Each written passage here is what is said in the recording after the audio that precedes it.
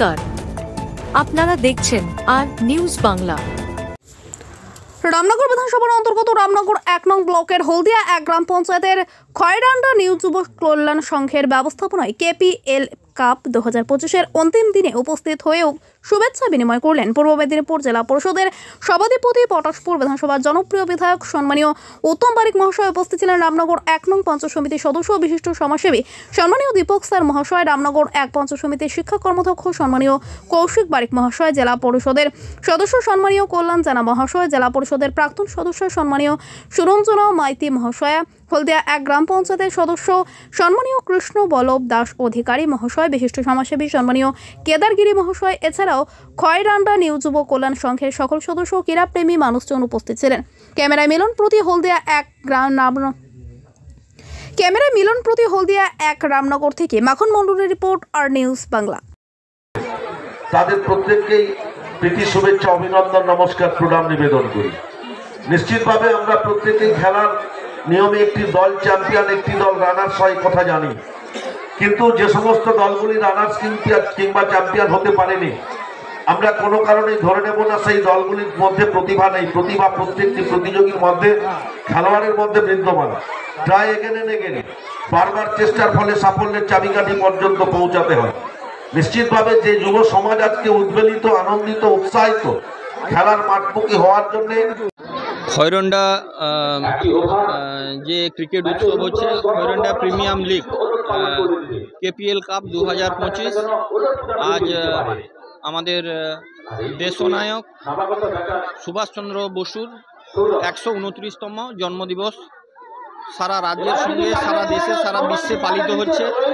আমি নেতাজি সুভাষচন্দ্র বসুর প্রতি আমার বিনম্র শ্রদ্ধা এবং অভিবাদন জানাই এবং তাকে আমার পক্ষ থেকে নতমস্তকে শ্রদ্ধা ও প্রণাম জানাই।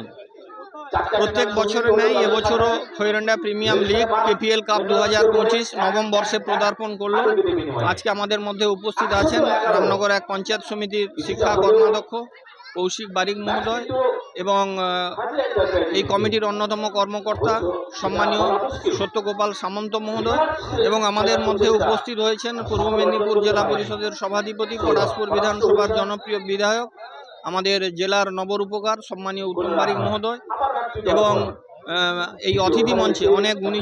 আজ থেকে 7 দিন আগে থেকে শুরু হয়েছে। মোট 8টা টিমে খেলা হচ্ছে। ফাইনাল পর্বে কারা কারা খেলছে? দুর্গাপুর আর মান্দারমণি। এই দুটো টিম ফাইনালি খেলছে। ফাইনালে কি কি থাকছে? 25,000 টাকা প্রথম পুরস্কার আর ট্রফি থাকছে, আর সেকেন্ড পুরস্কার হচ্ছে 15,000 টাকা প্লাস ট্রফি। এই খেলা কত বছর চলছে? 10 বছর হলো। আগামী দিনে আপনাদের চিন্তা ভাবনা কি? আমরা আগামী দিনে আরো খেলাকে আরো বড় করব, আরো বড় পুরস্কারে আমরা সম্মানিত করব, এই আশা রাখছি।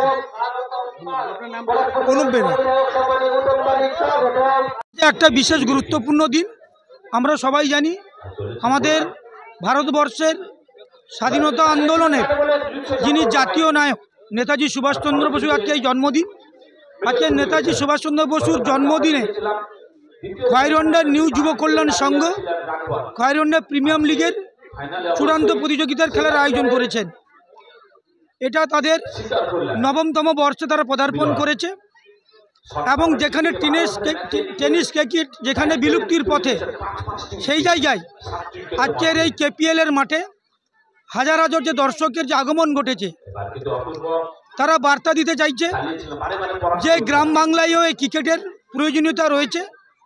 তার জন্য নিউ যুব কল্যাণ সংঘ প্রত্যেক বছরই এই ধরনের টেনিস ক্রিকেটের আয়োজন করে থাকে, এবং আজকের মাঠে যে হাজার হাজার দর্শক আমরা দেখতে পাচ্ছি, তার মধ্যে বিশেষ আকর্ষণ মায়েদের উপস্থিতি।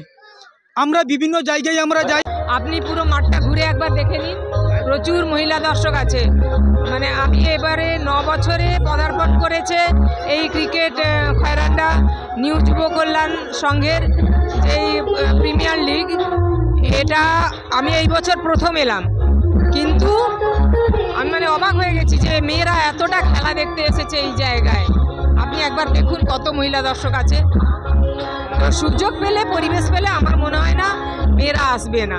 যেখানে দেখা যাচ্ছে প্রতিভা থাকলে খেলার গ্রাউন্ড পরিকাঠামো নেই। প্রতিভা থাকলে খেলার গ্রাউন্ড নেই, এটা ঠিক কথা।